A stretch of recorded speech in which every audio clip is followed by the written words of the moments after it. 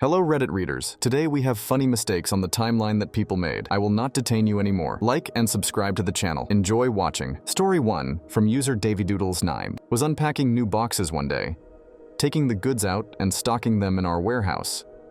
I would then take the cardboard boxes down to the dumpster and toss them in. I was also smoking cigarettes. At the time I finished my stick and tossed it. You guessed it, in the dumpster, about 10 mins. Went by of me emptying boxes and tossing them in, until I noticed a bit of smoke coming out of the dumpster. Yikes. I went to get the fire extinguisher, and by the time I got back, a little fire. So anyway, I started blasting. I blew the extinguisher, and when the dust cleared, no smoke, and then it billowed. Woof, whole dumpster on fire right beside the building, right under an awning. Shit, so I hopped in the old beater forklift and picked the bitch up and moved it into the street as the top and side doors are melting off. Literally. It was raging now. I umped it in the street and called my boss, who said, and then hung up. He called me back and told me the fire department was on the way. Literally, as the dumpster is burning. The paint flaking off. Black smoke billowing. A delivery truck for more deliveries shows up. He gets out of the truck and says, "Oh shit, what you got going on here?" I said, "A fire, and the fire department is coming." "So move your truck," he says. "But I gotta deliver this?" And I said, "The fire truck is literally on the way."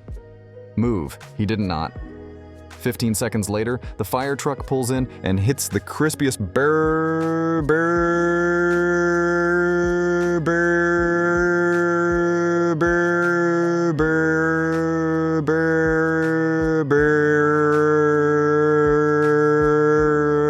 I've ever heard truck driver about. Jumped out the truck as he backed out and drove off. The fire department put out the fire, and then the investigation happened.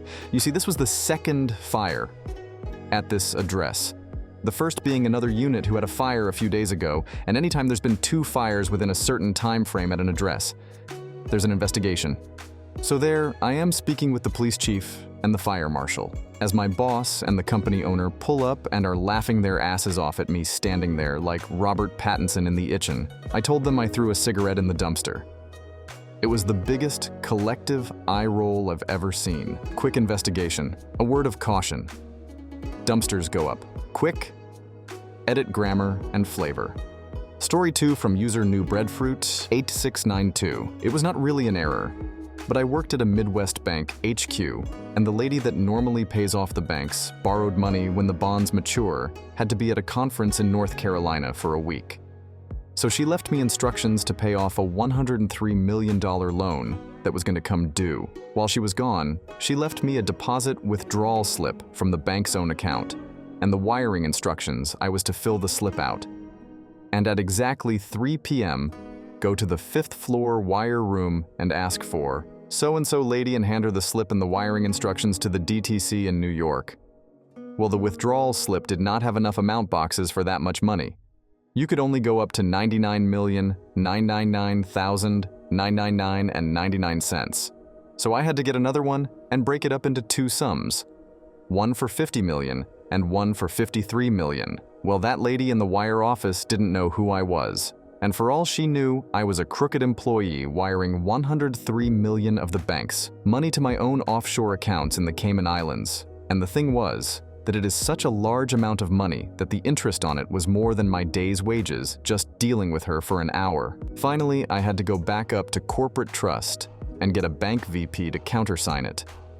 Or she was not sending the wire had she not. The bank would have missed its repayment, and their credit rating lowered, not to mention the bank's shares falling because of a missed payment. None of those VPs would countersign because they didn't know or trust me either. They thought I, well, could be stealing from the bank and refused. I had to go to the bank president and explain the situation, and he was clearly not happy. But he called the wire office and said they were to accept my slips and send them as soon as they got them before the goddamned DTC closed. Because if they didn't, I would have to fly to New York and be in the DTC when they opened with the money. I hated that job. But that is my fun story of the time I had to write a check for $103 million. Story 3 from user Milk4All. I took a second job at a plant that condenses and cans milk. I was a temp. But the plant manager gave me free rein to come in and clean literally anytime, which was as convenient as a second. Joe gets, all I did was assist with basic shit, and then never end in cleaning milk, you know. There was this absolute moron of a guy who'd been there a long time and liked to with new guys. I was 21, 22, and had never used a forklift his job, so he caught me in the open and hopped off his lift that had a double attack of sweet and condensed milk on the forks. And he told me to take it and put it up for him. I told him I wasn't for that, and I'd never used a forklift. He was taking the piss, and I knew it. But I seriously had zero at this job, so I let him convince me. And I told him, if I this up, it's on. It up. Rule 1, never drive. Where you see scent. See, I has 2 full pallets of canned milk, and I just tried going the direction. I was pointed towards the warehouse, poking my head out the side to try and see where I was going. Dude was laughing, and a couple other guys stopped to observe. I couldn't see well enough, and I braked, and either I never tilted the forks back at all, or I just braked so hard. It didn't matter. 4K pounds of sweet condensed milk toppled over and seemed like all of it busted open on the floor, right in the only driveway between the plant and warehouse, so it had to be cleaned up to move anything from here to there. And if you're curious, then try drizzling a spoonful of cold, sweet canned milk on your floor and seeing how nice that is to clean up. I was a little embarrassed, but dude looked like he couldn't believe it, a little scared too. The shift supervisor came running and started yelling at me for driving the lift, and then saw his driver watching, learned what happened and apologized to me. Or was nicer anyway. We had this sort of Zamboni thing, and I did drive that, so we got it cleaned with that and some big attachments. But here is the part. I'm usually telling this story. For my girlfriend's dad worked there for like 30 years at this point and told me I shouldn't listen to anything the dude said. Pulled stuff all the time. And within a year or 2, this guy, my GF dad, had his hip crushed against a guardrail by another new guy. Temp, the same asshole suckered into a similar prank, ruined him. His hip and lower back were badly damaged, and he had to sue his employer of 30 years to cover his initial treatments. And in the end, he only got them to cover his costs for the first 2 years, and a payout of $300K. This was a roughly 55-year-old working man with no other skill set who lost half his mobility. As I said, ruined him. Couldn't have happened to a nicer guy. Although I dumped his princess daughter before long, and of course his employer fired him as soon as he made the initial comp claim, because this was a red right-to-work state cherry on top. This dude was married to the Teamsters Union Local Chapter, president's daughter. He had been trying to organize a union at his job with his wife's support for a decade, and they finally voted it in after his injury and termination, and largely when his longtime co-workers saw how badly he was. But their employer did him no good, though by the way, this was a real family environment. Boss, like a friend. Cookouts, everyone knew everyone's kids, etc. over in an instant. Story 4 from user Aurori Skansui. This might actually expose me, but we worked with a Ukrainian team for a few years prior to the invasion, and I had just started at my new job, so I wanted to learn how the webpage worked, etc. So as I got deeper and deeper into the project, I started doing more and more myself, to learn while still delegating all the big things. But one day, we needed to add an option to a configurator. We were running, so I requested the setup files used for the different products they get sent over. And I looked through them. The very next day, Russia entered Ukraine. We lost all contact with our team due to them being in Kharkiv, and we told them to ignore everything. Work-related, what mattered now was their safety. I decided that I could probably add the options to the products since it was a fairly simple setup. So I prep the files and starts running them. The entire product for that global client just disappears, else someone horrified and can't really do anything about it. The code base is in a language I'm not familiar with, so I don't fully understand it, and things just happened within minutes. We start getting reports from different markets, wondering where the product went. We start trying to find if we have rollbacks or anything, But it seems we did not. We were forced to come clean on our use of consultants for the first time ever. But the client was very understanding as to why the situation was as it is, and that we wouldn't want to stress work for the team when they had more pressing matters. In the end, they were gone for about 2 weeks before they managed to set up remote work and could reconnect with us again, and we were able to fix the issue. We continued paying them full-time during everything, and did what we could to help them. On site, there were many reports of companies cutting ties with their Ukrainian teams due to them being unable to deliver, and I'm proud. My company refused to do so.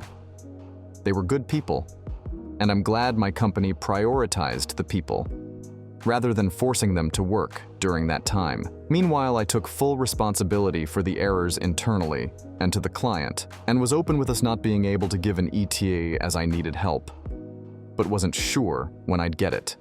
Story 5 from user Gameryaman. I was a QA tester at a large game studio, and our big fancy MO was in the beginning of its pre-launch hype phase. The company went to Gamescom in Germany to show off the game for the first time.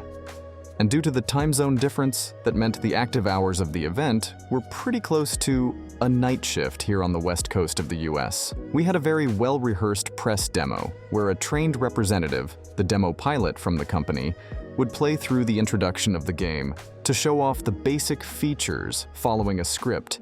To make sure things ran well, about a dozen of us employees were logged in to populate the world and to help prevent things from going off script.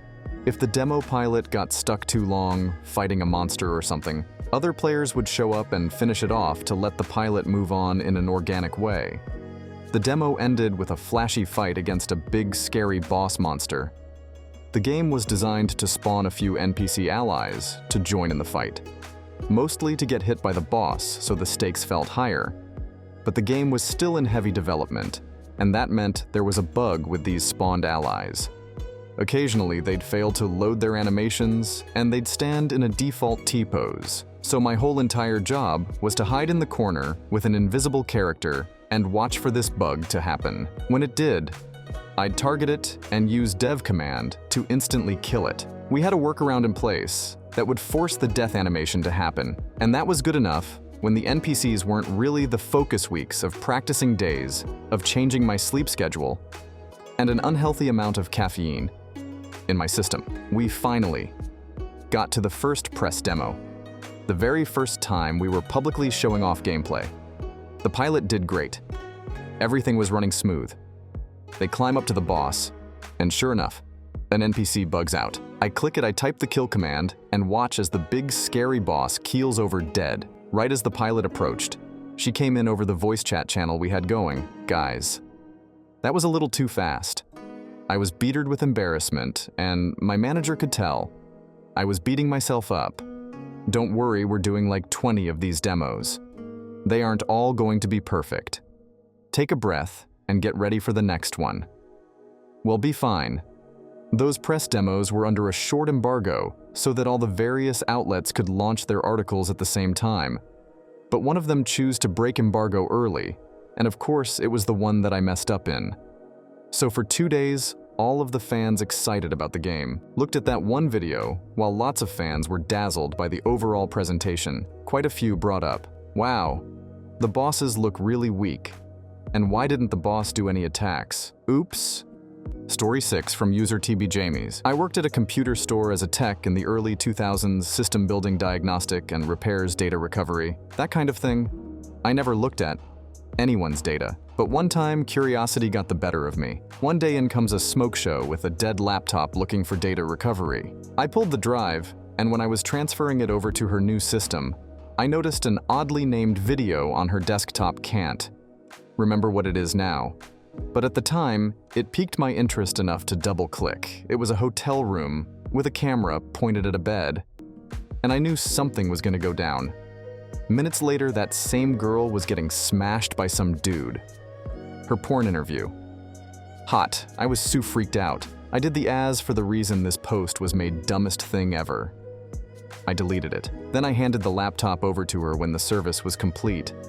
I thought I may have up, but I panicked in the moment. About an hour later, the phone rings and it's her vaguely insisting that we missed some data.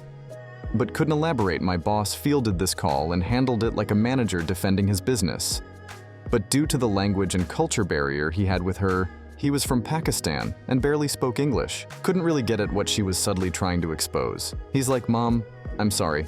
I don't know what could have been missed. We don't check. We just copy everything." She knew what was up. "Come on, all your data moved over. But your porn audition, on your desktop, forget about it." "What about him?" she asked. I immediately turn and pretend to work on stuff. He defends me, insisting I'm the PC repair equivalent of Jon Snow out here. I was like 19. And she all but knew what happened. That's not even the most embarrassing part.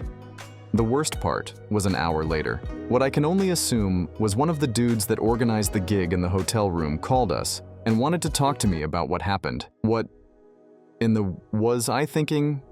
I still think about it today. Thanks for watching. Don't forget to like and write comments. See you later.